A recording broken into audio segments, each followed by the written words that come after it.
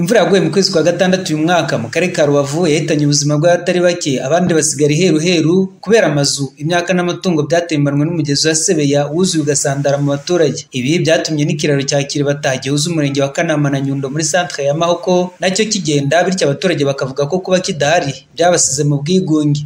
Ibikorwa remezo byarahungabanye, ko hari ikiraro cyaduhuzaga n'umurenge wa Kanama cyaragiye, tugerageza kuhashyira ibiti kugira ngo imodoka tuye ko zakomeza kugera hano hakuno nk'uko zahagiraga, ariko batangiye kubaka zino nkuta byabaye ngombwa ko bya biti babikuraho.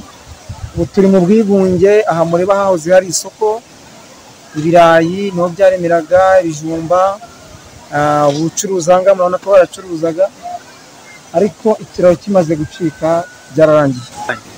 Kuri biza byaratuzengereje pe, byaragaragariye n'amahanga, bigaragarira bose, ariko ikintu twakwifuza nuko ikiraro cyangwa cyasubiraho rwose cyari gidufitiye akamaro. Twagendaga tukajya mu mudugudu wacu tunyuze bugufi, kandi imodoka zazaga zizanye amasaka, zizanye ibicuruzwa, cyangwa waba wabyaye bakakuzana mu modoka batagombye ngo baguparike mu nzira, baba babazwe.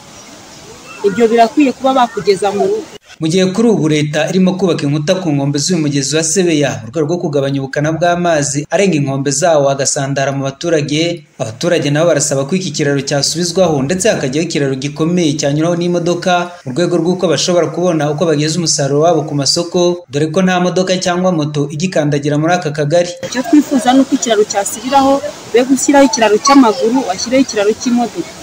Bizadufasha kugira ngo tugere mu rugo kandi n'umudugudu wacu dutere imbere. Icyo twifuza ni uko bakongera bakadushyiriraho ikiraro kigari, imodoka zazaga mu mudugudu zikongera zikahagera, ubucuruzi n'ibindi bikorwa byakorerwaga bikongera bikahakorerwa. Ibyo nicyo cyifuzo dufite mbese muri rusange. Ubuyobozi bw'akarere ka Rubavu uyu murenge uherereyemo bukavuga ko kubera ko ibiza ari ikintu cyiza gitunguranye, ariyo mpamvu babanje gutabara abaturage no gusana ibikorwa remezo byihutirwa. Ibindi nabyo ngo bikaba birimo gutekerezwaho hakurikijwe uko ubushobozi bugenda buboneka. Uyu ni Nzabonimpa Deogratias uyobora akarere ka Rubavu by'agateganyo. Murabizi neza ko twatangiye na gahunda yo gusana ibikorwa remezo. Mu bikorwa remezo twahereye ku byihutirwaga cyane bihuza akarere n'indi mijyi mu gihugu cyacu cyangwa se izindi ntara. Uyu munsi rero tukaba mu by'ukuri iyi mihanda hafi ya yose yarasanwe, ndetse urebye n'ibiraro ubu nabyo nibyo tugiye gutangira. Tugiye guhera ku kiraro kigana kuri diyoseze ya Nyundo, kuko hari ibikorwa remezo, amashuri menshi. Mu by'ukuri ikiraro cyarangiritse, kikaba kigiye gutangira kubakwa.